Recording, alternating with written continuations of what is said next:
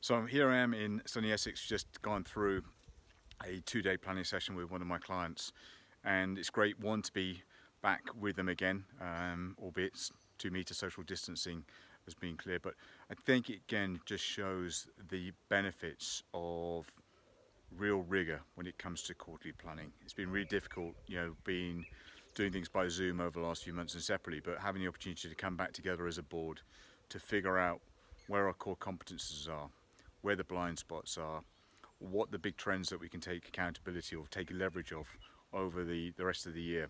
And so what we've done almost is put it this way. It's a bit like a football match. We've just coming up to the half year, the half-time whistle's gone, and we've had a chance to regroup, refocus, re-energize in the dressing room so that we can play the second half of the year as fit as possible with real focus on the outcomes, key accountabilities. We set KPIs for everyone in the organisation.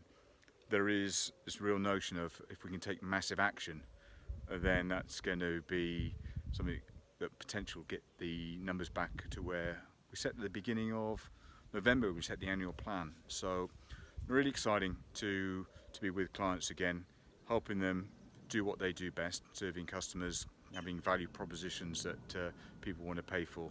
Yeah, so joined by Sam Malins from Dunmow Waste, React on Fire, Firewood. Sam, how's the whole sort of last 100 days worked out for you? How's it been for you and the company? I think it's been tough, but it's been really focused. So I think where we've had to really had to double down on some of the decisions we've made. Some decisions haven't been very easy, but we've really had to focus, and we've really had to kick ourselves up a notch to make sure we have got through this period. I think that's the best way to give you an overview of the last 100 days. It's been, no one's had a holiday, no one's had any time off, so it's been full on. It's been enjoyable. Some parts have been enjoyable, some parts haven't, but it's been really focused and full on. Yeah, and we've gathered for the last day and a half to really get clear on the priorities, the focus, get everyone online for the next 120 days, for the next 4 months. Why are days like these so important to bring, I guess, focus and discipline to your leadership team?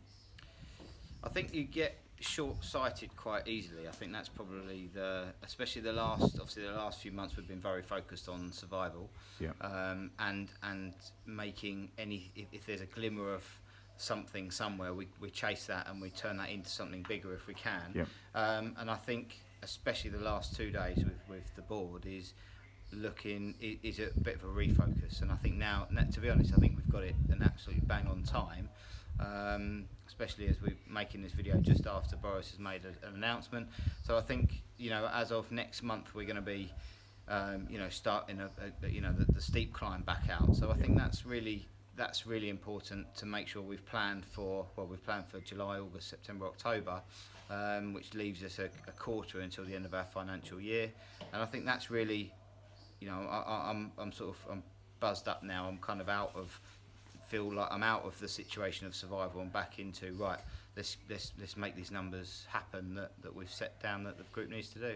Good stuff. You've been using the Scania methodology for probably a year and a half now. Why is that such an important part of the operating system that you have here across your companies? I think probably it covers the basics, I think, and that's and it's a referral guide as well, because a lot of people, it's nice to be able to refer back to a section in Scaling Up, the Rockefeller habits, and we do it, and obviously we can tick off what we've done. We always find that we haven't quite finished one, or we need to go back and just brush up on it. So I think that's a really important factor, and the fact, if you didn't have it, you can't refer to anything. There's other things you can refer to, but there's nothing that actually really helps you scale up the way we want to anyway. Yeah, and obviously you've been investing in coaching for many years now, not just with Scaling Up, but right throughout. Why is coaching again such an important part of your sort of support team, as it were? For me in particular, and I can imagine it's probably very much like most CEOs, is we really struggle with the discipline of coming out. We can come out of the daily the daily grind, and we can work on the business. That's what I found out. You can work on the business, which I really enjoy doing, and our board really enjoys doing, but actually getting yourself out of the business to look over as a helicopter view, to then really understand where you want the business to go as a bit more of a forward plan, then I think that's why it's so important. Yeah,